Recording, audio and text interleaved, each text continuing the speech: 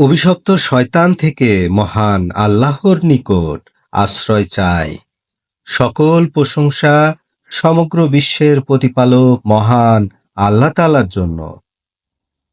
রহমান ও রাহিম আল্লাহ তাআলার নামে সূরাতুল হিজর এর বাংলা সরল অনুবাদ শুরু করছি।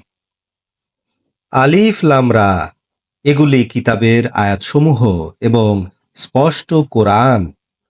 মাঝে মাঝে কাফিররা কামনা করবে, হায় যদি তারা আল্লাহর কাছে আত্মসমর্পণকারী হতো। ওদেরকে ছেড়ে দেন, ওরা খেতে থাকুক, উপভোগ করতে থাকুক।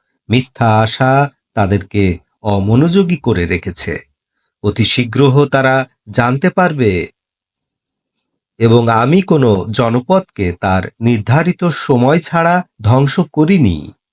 কোনো জাতি তার নির্দিষ্ট সময়কে আগাতেও পারে না, পেছাতেও পারে না। এবং তারা বলে, হে ওই ব্যক্তি যার উপরে উপদেশ কুরআন অবতীর্ণ হয়, নিশ্চয় তুমি পাগল। তুমি সত্যবাদীদের অন্তর্ভুক্ত হলে কেন আমাদের কাছে ফেরেশতা নিয়ে আসো না?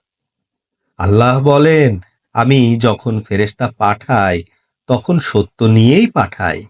তখন তাদেরকে বিন্দুমাত্র অবকাশ দেয়া হয় না।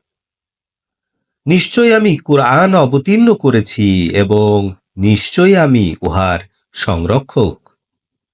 এবং নিশ্চয় আমি আপনার পূর্বে অতীত দলগুলির মধ্যে রাসূল পাঠিয়েছিলাম।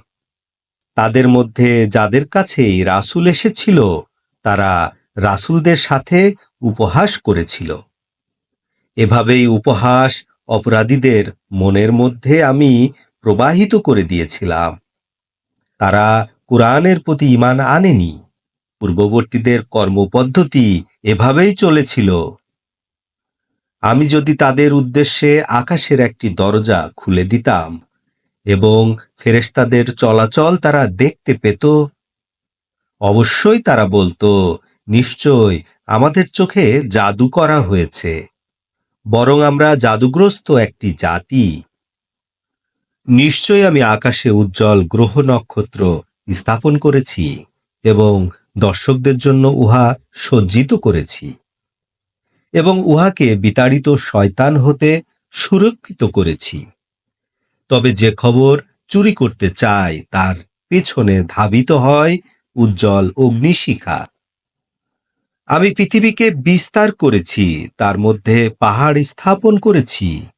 উহার মধ্যে প্রত্যেকটি জিনিস পরিমাণ মতো উৎপন্ন করেছি।